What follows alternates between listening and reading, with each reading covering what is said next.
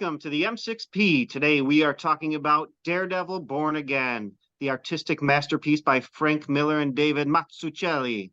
A great storyline from 1986 that spans, for our purposes, Daredevil 227 through 233. Now, if you're reading on Marvel Unlimited, you may think it's 226. That issue doesn't really count.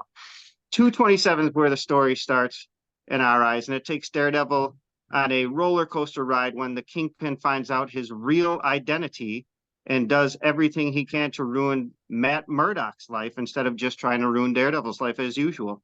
And it's a harrowing tale of triumph and redemption where faith and love and faith and love conquer all. Let's say that. Beautiful art. David Mazzucchelli was the Daredevil artist, while Frank Miller, who had been a Daredevil artist and writer, is just doing the writing on this one. But his words and his prose are beautiful. The story is beautiful. As you can't tell, I'm a fan. This is my favorite story of all time, probably. Not just Daredevil, not just Marvel, just probably one of, if not my favorite stories of all time. Now, we're here with Kevin, Darrin, and I'm John, and Jared's here too. So we're going to be talking about Daredevil. I read it first about 30 years ago. Some of us have only read it first today, and we'll talk at it from all those different perspectives. So let's start with the freshest faced. Jarid, when did you read Daredevil Born Again? That would be today. When it comes to Daredevil stories, this is the creme de la creme of Daredevil stories. But he's never really been a character in my wheelhouse. I've never been a street level kind of guy. So him, Punisher, Ghost Rider, even maybe in some sense Spider-Man, they've just not been my guys. I'm the mutant guy, you know? So this wasn't something that I picked up. I've got a whole case of, right there, Daredevil Epic collections. Probably got like 12 of them. I own them all. I've never read them, but I own them. Not a crack in a spine on any one of those sir. Mint condition.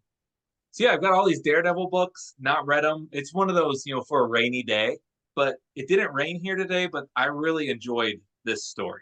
It was really good. It made me say, I want to check out what happened before. And then there also has to be some sort of aftermath to this story. Like it has to reverberate somehow. I don't know. Well, does it? That's a good question. If you're talking about before, I would just read Frank Miller, who started with 168 by introducing Elektra, and he drew all those issues till about 190. And then there's not much that ties into it. Everything from I think 191 was his last issue on Daredevil. And then from 192 through maybe there's not much. Then maybe up to 200. I think Dennis O'Neil and took over, but then they kind of meandered till he came back on the book with 226, which is why that's on the Marvel Unlimited run. But he wrote that one with Denny O'Neil, and that's just kind of a Gladiator story. Gladiator is Melvin Potter, the costumer, who's featured a little bit in this story. And then as far as the aftermath, I don't know that there is much that you could say. The next stories aren't as good either. So Daredevil very specifically good at, like a lot of comics. I mean, he's good and bad, but when Frank Miller writes them, he's good for sure. If I'm correct, did Frank Miller leave right after this and head to Batman? Yeah. So 233, he did The Dark Knight Returns and this were coming out around the same time in 1986. And then he stole David Mazzucchelli and did Batman Year One. Still in 1987. So, Kevin, what were you thinking? You had not read this previous to us talking about discussing it, correct? Correct. I had not. I've read Daredevil here and there. You know, I think really enjoyed like the Mark Waid run, which is kind of fun. I realized that wasn't Daredevil for a lot of people, but it was a good read. So reading this, I didn't know really what to expect, and I was kind of blown away by how great this was, how well written it was, how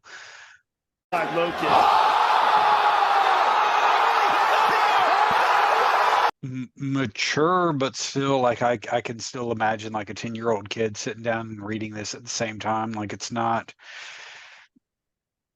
it's I don't know, it's kind of almost a perfect comic in a way. The just all the religious and especially Catholic imagery that is used throughout this is kind of fantastic. It's um I would even recommend if you're reading this, the two issues with Nuke. I mean, it's fun action, but I don't even think that's necessary.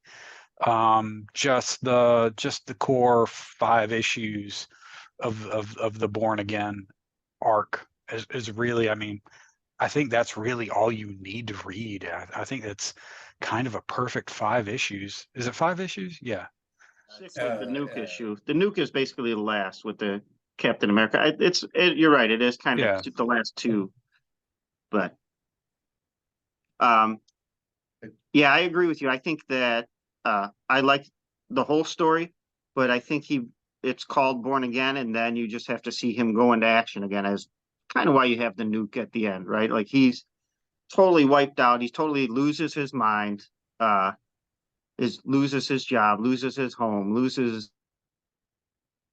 his girlfriend. Like the whole thing starts out as a pretty big downer, and he's literally a crazy person. One of my favorite scenes is I was just skimming through it again today, and it's like well, first Kingpin has him followed by his little agent, and he's reading over everybody's getting robbed on the train. Daredevil doesn't even care. Matt Murdock doesn't care anymore until they stick the gun in his face. Then he breaks everybody's bones. Police come, he beats up the cop. He realizes he's going crazy, you think, anyway, and he calls Foggy Nelson. He just starts talking to him. He's like, Foggy, I beat up a cop. I think I'm going crazy, blah, blah, blah. Then he just drops the receiver, the old payphone, and you hear, and at the time, the tone will be 1052. Like he's not talking to anybody. He's just totally out of it. But when he meets, when he goes to church, after Turk, who is like the lowest grade stoolie of a villain that Daredevil will ever face, ends up stabbing and almost killing Daredevil while dressed as Santa Claus. Then he finds his mother, we find out later, Maggie, and that was a big reveal for the time, because we thought Daredevil's mother was dead the whole time. And when she like says a prayer for him, I think after that he was in a fever, he was dying, then he's back to life. He's born again. So now we have him taking on super soldiers and such. But we need to get Darrin's opinion on things, because I'm talking way too much. And Darrin is also a Daredevil fan. And I know he's more familiar with the ins and outs of the Man Without Fear. So Darrin, what is your take on this story? Where does it rank for you in your Daredevil reading? Oh, this is going to be terrible because I just read it today too. I mean, yeah, I've never picked it up. Yeah, I've never have. It's not like I haven't read Daredevil or enjoyed Daredevil or, collect them and things like that. But no, so I guess that made it all the more fun because I was like, wow, this is really good. And it kind of like, I got the same feelings reading this one that I did when I read Kraven's Last Stand, when we covered that, kind of like similar vibes, just to help the dark tones. The art really does a great job at like, the artwork really helps strengthen like the whole tone of the comic, the reading and the writing and everything and what's going on. I loved a ton of it. Nuke's first appearance, so you guys mentioned him. Interesting choice for like the big super main villain after you. And a lot of to tie in with the ending stuff, how like it was cool to see Captain America show up and everything, but a lot like he wasn't really even needed, like as Kevin mentioned, like but we see that in a lot of the comic series from this area, where those last episodes, like those last issues, like of the series, 1 or 2, something drastically different happens from the main storyline. All of a sudden, there just jumps in. I think in specifically, Sinister showing up at the end of or not Sinister, coming back. The whole time, the stuff at the end of Inferno, yeah.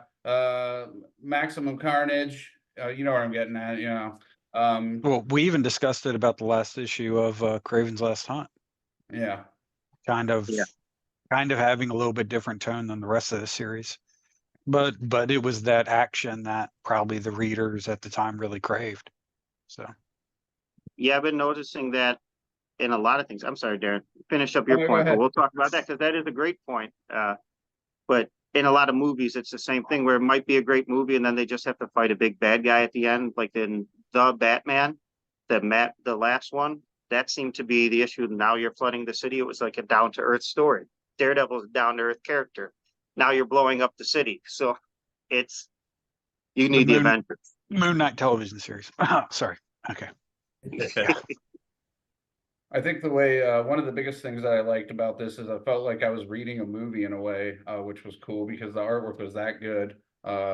And the just even the placement of like some of those like just panels with hardly any words or no words at all, building up in the scene, or it'd just be like one word in a box breaking down what's going on. And I love how it's the cutting back the hospital where he's Foggy's on the phone. You're So talking about Ben Ulrich on the phone?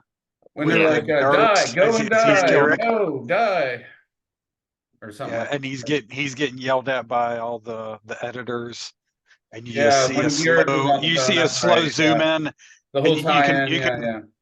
you can feel a cinematic lens of like a long lens, like pulling back everything and focusing just on him, and even the drawing, like his face gets more gaunt and long, and the lines get harsher. Yeah, like the art in that was like in that scene was absolutely fantastic. That was great. Yeah, the look on Ben Urich's face as it turns red as he hears the lieutenant Nick Manilis has the life choked out of him.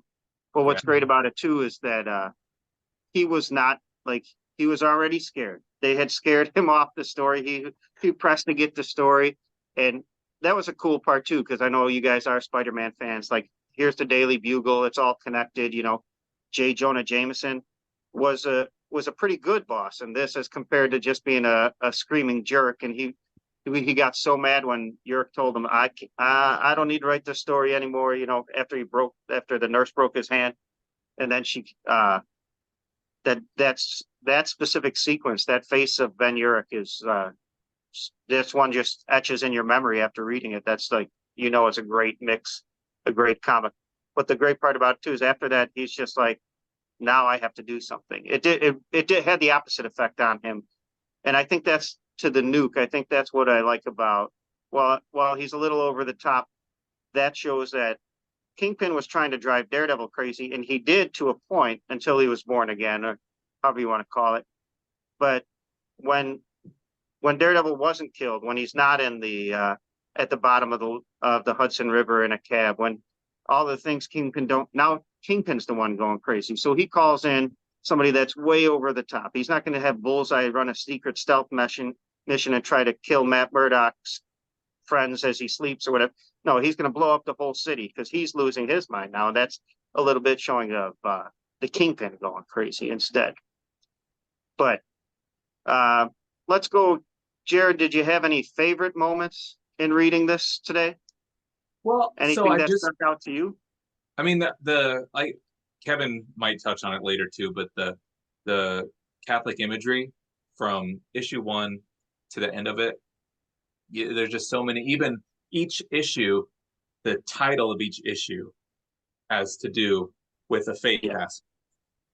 There's in Catholic beliefs, there's a picture of something of like the 14 pictures of Jesus as he's being walking the road to being crucified, and that imagery is portrayed in this comic book, and you see Daredevil in his various stances of Jesus being reborn again. It's wild. It's really, really deep, and you could probably reread this a few times and see different things that you didn't see before. Outside of that, what really stuck out, recently I just reread X-Men Mutant Massacre, and that takes place around the same time as this. Not exactly like the same date or anything, but it just felt the same. The books of that mid 80s time period, mid to late 80s, they just felt like it was a very cohesive universe, that the next street over, the Morlocks were being murdered, and Daredevil was over here with Kingpin. From the art and the writing, there was such a style that I think is really missing from today's comic books. You could pick up a comic today and It just the Spider-Man doesn't feel like it takes place in the same universe where the X-Men are all on an island called Krakoa, and there's all these, you know, Ghost Rider's a girl or anything like that. It just seems so disjointed. But this really took me back to, because I just finished Mutant Massacre, like, wow, this is the same thing. And I also want to point out, Daredevil's girl did him dirty. She Well, was He did. terrible. She caused the whole. Shame on her. Shame on her. Oh, Well, she made a lot of bad decisions leading up to that, and then she made her worst one. But then she made her best one, and when she was getting shot at, she's like, Matt, like, oh right, the guy I sold out, the guy whose life I ruined. That's who I need to run back to. And she knew it was wrong, and he knew it, but it's also a story of forgiveness. And it's like, you know, you talk about all the Catholic imagery and all the things you need. It's you know, forgive that's us not our who I meant. trespasses as we forgive those who trespass against us. That's the story. That's the moral. And she had to do him dirty to be worthy of being forgiven, I guess. It's right. kind Well, of part of I didn't mean Karen. I meant his ex that broke up with him on the phone and then was like, "Oh, hey, Foggy. Hey, Foggy, let's go Christmas shopping. Let's Glory? go by the fire." Like, dude. And that the Kingpin didn't even have anything to do with that. She was just trash. Like, That's ouch. Why do you You're guys right, think yeah. why do you think they chose the color? Well, I mean, obviously the religious undertones, but glory instead of Gloria. I'm like, I kept reading Gloria in my head, like, but it's Well, glory. her name is Gloriana O'Brien. Oh, Glor okay. Yeah, she's an Irish lass. I think she talks with a little bit of a brogue in some of this too, right? And she's a Yeah. better photographer than Peter Parker, you know. So They have that too in Ireland, Foggy. Or, all right, Darren, what stood out to you? Any special any moments, anything? I know we were talking a little bit. You a fan of the TV show and how some of this was taken right, or some of the TV show was taken right up from this story here. yeah, I well, not really into the moments. I like the moment that you mentioned where you know, Karen Page just pretty much given up at that point finally, and she's just ready, like, whatever, shoot me, yada yada yada, and then boom, out of nowhere comes the Billy Club, and then they embrace. I thought that was a really cool, one of the biggest moments in it. I enjoyed the fight between Daredevil and Nuke because Nuke's much stronger, obviously. And Yeah. Daredevil, like that whole fight scene where Daredevil's like talking to himself, and you're reading that, and he's talking about different things he can try to kind of hurt Nuke or stop him, and then he goes with the eye gouge. I love the eye gouge. That was pretty cool. And then of course, you know, Avengers show up. That was another moment. That helps. Avengers But they show showed up like yeah. one panel too late. Yeah, right. Of course. Not like they haven't done that before in any storylines like Right. this. But no, I kind of, even though like I was just saying how like those last issue or issue or two in a series like this isn't always like needed. It just seems like they tack on kind of like type of a closing storyline. The whole like it was interesting. Cap, you know, oh wow, he's found out about more super soldiers, and you know, and just like he immediately can tell that like which is a testament to that character and like how they really wrote him well. Is he could tell that Nuke wasn't, something was going on with what he was doing and everything, and he knew instantly, you know, at least that's what I took from it. That okay, I better go check this out, being, you know, who Captain America is. He's like, I'm gonna look further into this, and then exposes something.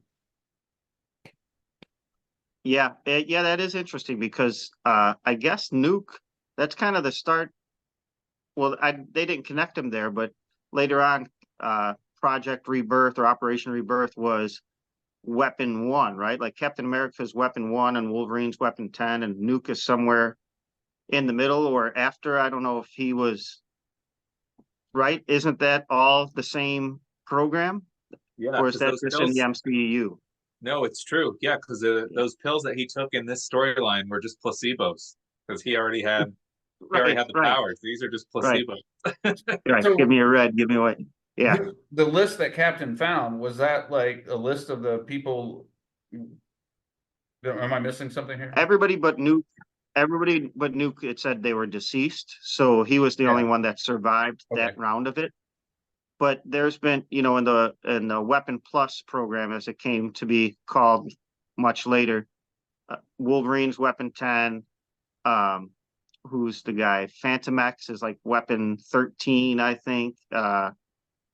There's I don't know if Luke Cage may have been part of it at some point because he was experimented on secretly while he was in jail as a prisoner. So that like Weapon Plus program or the Weapon X program, whatever you want to call it, had a lot of different Marvel characters come out of it. Although a lot of that was Wasn't retroactive. wasn't Deathlock retroactively thrown into that?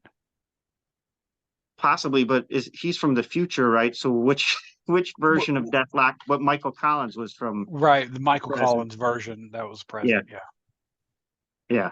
Anyways, that's a bit of a tangent, but it is something that started there, and yeah, just one of the first super soldiers to succeed besides Captain America. Yeah. But how about you, Kevin? What else stood out for you? You said you really enjoyed it.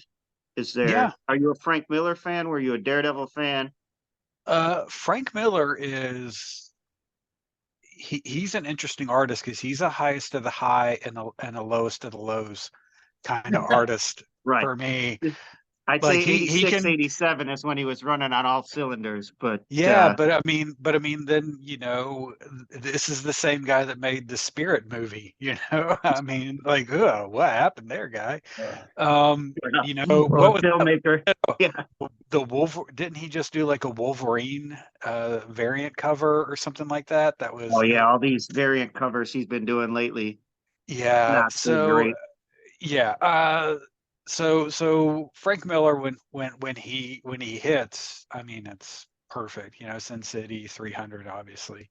This Dark Knight Rises, he's definitely a genius. Even Ronan's fairly underrated, I think.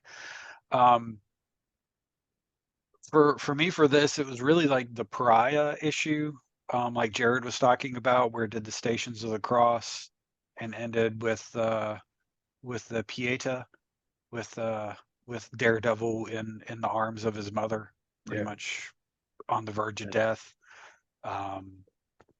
That's one of my favorite statues by Michelangelo. So that's always cool imagery to see.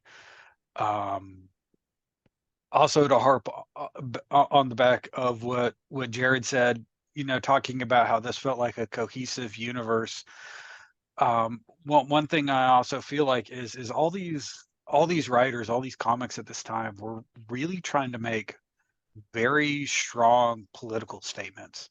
I mean, like, Nuke is a strong political statement. I mean, like, a year before this, Rocky IV came out, and that's Dolph Lundgren. I mean, they're making a commentary on rah Reagan USA patriotism.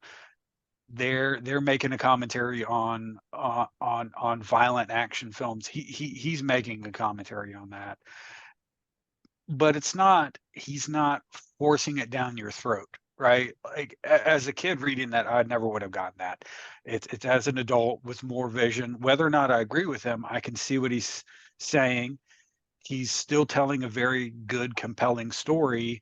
It's the sugar helps the medicine go down. I'm willing to consider his viewpoint because the story is so well told.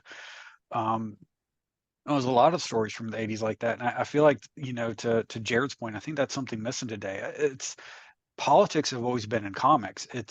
They've in a lot of fashion, they've stripped the sugar away and they're just cramming it down our throats. And it's not even that, like, I'm the guy probably on the call the most that actually probably agrees with a lot of the viewpoints of what they're trying to press down people's throats. But you gotta put that sugar in there. You gotta tell a good story. You gotta tell something compelling, and you gotta make art. You have to create something, worth talking about 40 years later. Like, are you creating something that people are going to talk about? Are you making something that people are going to, do a couple tweets about and then forget about next month whenever the next crappy book comes out? And so to me, I mean, that's what stood out to me with this with reading this is the politics are obvious, but it made me actually think about it, whether or not I agreed with it. And I appreciated that for making me stop and think. That's not something you get a lot. A lot of times comics are two people bashing each other's brains in, but this one makes you stop and really think and consider things. And it speaks to what this art form can do and why I love it so much, and why, as a 40-year-old man, I will never stop, loving and enjoying this art form. Very well said, Well, Kevin. Yeah, when you see the bad guy has a flag, an American flag on his face, you, as a kid, I probably was 14 or 15 the first time I read it, and was like, that's interesting. Aren't the guys with the American flags on their face the good guys? Why is he? Oh yeah, well, I guess we do some bad things sometimes. And then, you go down that road and it makes you think about it, makes you question things. That's enough. It makes you question things. It doesn't give you the answers, like you're saying. It doesn't force the answers down the throat. It gives you enough of a viewpoint to make you question why maybe your thoughts are this way or that way. And then when you come to your own conclusion, it sticks with you better anyway. That's why it's better art, in my opinion. But what else to talk about on this great story? Does anybody else have anything that they want to add about this? The art, we've all talked about a little bit, but with a gritty, realistic kind of hero like Daredevil, street level. And he wasn't even in costume that much in this story. There was a lot of story he wore more of a puffy blue winter coat than anything. And but he's just Mazzucchelli's realism really shined here. Some of the like Darrin said, some of the one words, like I was again just flipping through it again today. And Daredevil's going to fight the Kingpin after he's all crazy. Like, he's not fighting Kingpin as honed, perfect Daredevil ready for action. He's a crazy person that just stayed in an $8 motel and had a $2 breakfast somehow in 1986. That was possible, I guess. But not to get political, that was before inflation, guys. No. well, for me, one of the things I liked really about the art is we kind of saw two different styles, because the storyline with Karen Page and everything, when it would go to that, was almost it was a little bit different than obviously the panels involving the Daredevil storyline. It was much more darker and grainier. The Daredevil panels seemed to pop a little bit more, even though they were dark too. They still seemed to pop a little bit more. But yeah, the style of the art for Karen Page's story, and most of that, just so depressing. And you feel what she's going through just from that. So I thought that's a sign of a good artist, if they can make me feel like that when I'm reading something and looking at something. Yeah. Yeah, if it came out that Sal Buscema drew those panels and drew the panels with Ben Ulrich, because that really reminded me of some of the work he would do later on in Spectacular Spider-Man. Just the ability of the artist to go back and forth. Yeah, that was great. Right, and a lot of the reds and it was so hot and everything was. Yeah. It was almost like she was in hell. You're looking at Daredevil going through the stages, and then when they're together, now she's in the light. Now she's with him. Now she's in full color. So she's been saved just as much as he has. So yeah, great storytelling again. Jared, anything else you want to add about this? Yeah, because we just got a couple minutes left. I was going to say, with the art, the pacing was really well done. As soon as you thought you could catch your breath, something else happened to him, and then you digest that, and then it's something else. If you look at today's stories, this would be like a 2-year storyline. There would be side stories. We would follow Karen Page's trek from South America to New York as like a 6-issue miniseries. And there's something to be said. She joined the New Warriors along the way. Yeah. Yeah. And I just think this was really, 1983 to 1988, I think, was just a good time for Marvel Comics. And this is one of those stories that stands out there. Agreed. Well said. Well, again, if you haven't read it yet, I hope you do. Everybody here seemed to enjoy it after their first reading.